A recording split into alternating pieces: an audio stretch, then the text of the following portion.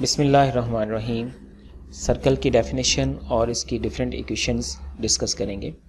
सबसे पहले सर्कल को डिफ़ाइन करते हैं। सर्कल को इस तरह से डिफ़ाइन किया जाएगा कि प्लेन में एक फ़िक्स पॉइंट लें, कोई भी एक पॉइंट फ़िक्स कर लें और इस फ़िक्स पॉइंट से एक जैसे फासले पर जितने भी पॉइंट्स आते हैं वो पॉइंट्स सर्कल बनाएंगे।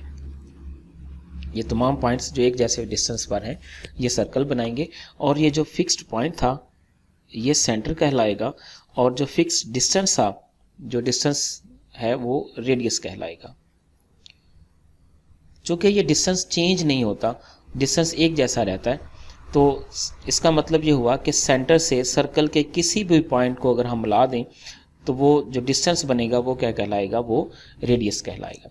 फर्दर इसको डिफाइन करते हैं हम, सेंटर और रेडियस ऑफ द सर्कल। तो ये जो फिक्स पॉइंट था ये तो सेंटर कहलाएगा और सेंटर से सर्कल के किसी भी पॉइंट तक का जो डिस्टेंस है वो उसका रेडियस कहलाएगा।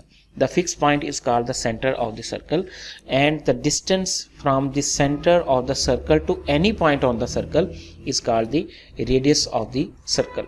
अब इसके डिफरेंट इक्वेशंस पे आते हैं। सबसे जो पहली इक्वेशन है फॉर्म है उसको हम कहेंगे स्टैंडर्ड फॉर्म, यानी ये डेफिनेशन से हम इसकी इक्वेशन बनाएंगे। तो एक पॉइंट है जिसको हम सेंटर है वो उसको हम कोऑर्डिनेट लेते हैं उसके एच और के, और सर्कल का कोई भी पॉइंट पी उसके कोऑर्डिनेट है एक्स और वाई। तो जो सी और पी को आपस में मिलाया जाएगा तो ये रेडियस के इक्वल है, ये डिस्टेंस रेडियस के इक्वल है। इसका मतलब ये हुआ कि सी पी जो है वो रेडियस के इक्वल है। अब सी भी एक पॉइंट है और पी भी एक पॉइंट है, तो इनके ऊपर डिस्टेंस फार्मूला लगा देंगे, यानी दो पॉइंट्स के दरमियान डिस्टेंस मालूम करने का जो रूल है, जो फार्मूला है वो अप्लाई करेंगे।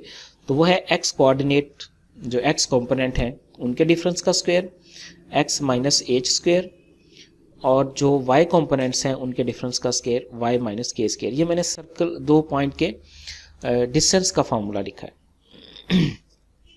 इसके बाद दोनों तरफ स्क्वायर कर दिया जाएगा, एक्स माइनस एच स्क्वायर और y minus k square is equal to r square. तो ये जो इक्वेशन है इसको हम कहेंगे equation of the circle in standard form. इसके बाद हम डिस्कस करेंगे सर्कल एट ओरिजिन। अगर इसका जो सेंटर है उसको हम ओरिजिन पे ले जाएं, यानी ये एक्स एक्सेस, ये वाई एक्सेस और ये 0 और 0। स्टैंडर्ड फॉर्म हमने क्या पढ़ी थी सर्कल की, वो थी x minus h square y minus k square is equal to r square. अब h और k जो है इनकी वैल्यू 0 और 0 हो गई है, तो अब इस इक्वेशन में अगर 0 और 0 पुट करते हैं, x minus 0 square y minus 0 square is equal to r square, तो ये इक्वेशन बनी है x square plus y square is equal to r square. तो इसको हम कहेंगे सर्कल एट ओरिजिन। अब जनरल फॉर्म को डिस्कस करते हैं। इसके लिए भी हम पहले स्टैंडर्ड फॉर्म लिखते हैं इक्वेशन की, circle of equation in standard form x minus h square y minus k square is equal to r square. इसको एक्सपेंड कर दें तो ये बन जाएगा h square minus 2h x y minus 2h x plus h square. अब जो दूसरा स्क्वायर है इसको भी एक्सपेंड कर देते हैं, वाई स्क्वायर माइनस 2ky और plus k square is equal to r square. अब इनको रीअरेंज कर दें, x square plus y square minus 2h x minus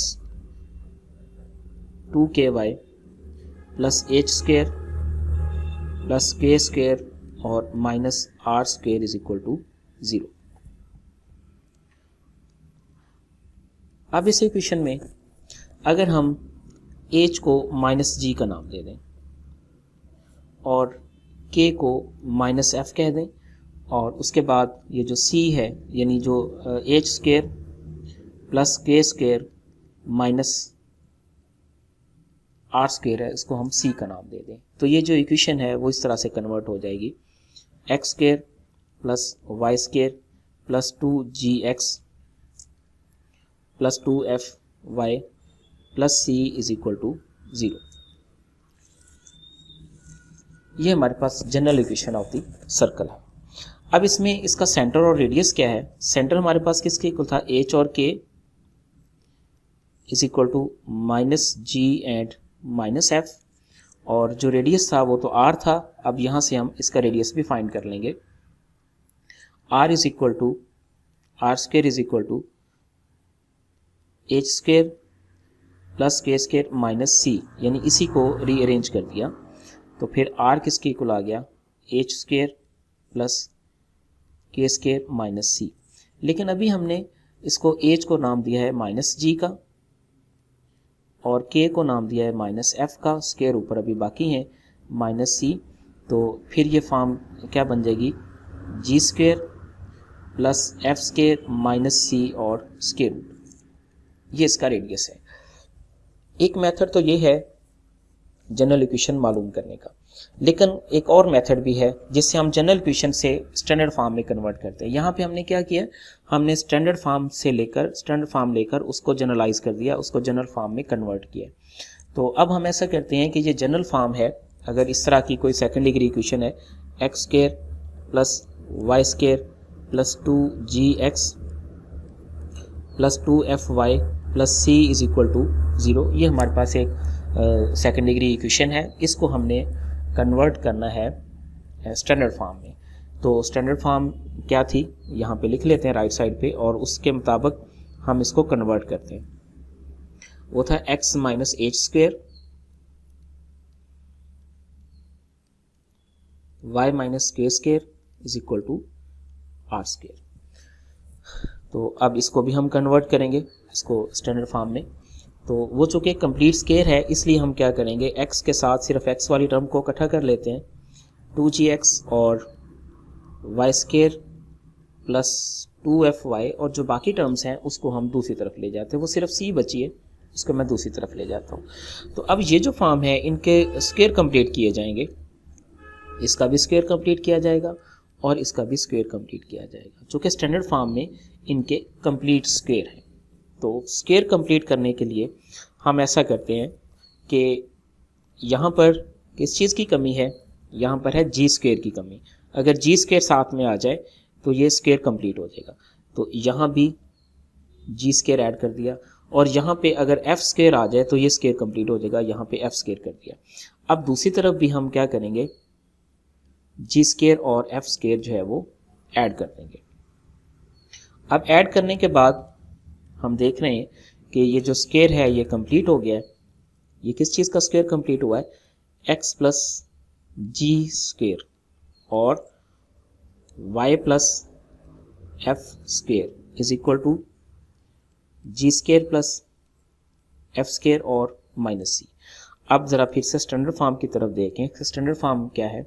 standard form में यानी x और h के दरमियान माइनस है, y और k के दरमियान भी माइनस है, और इक्वल टू किसी भी नंबर का स्क्वायर है, यानी r का स्क्वायर है या कोई भी स्क्वायर है।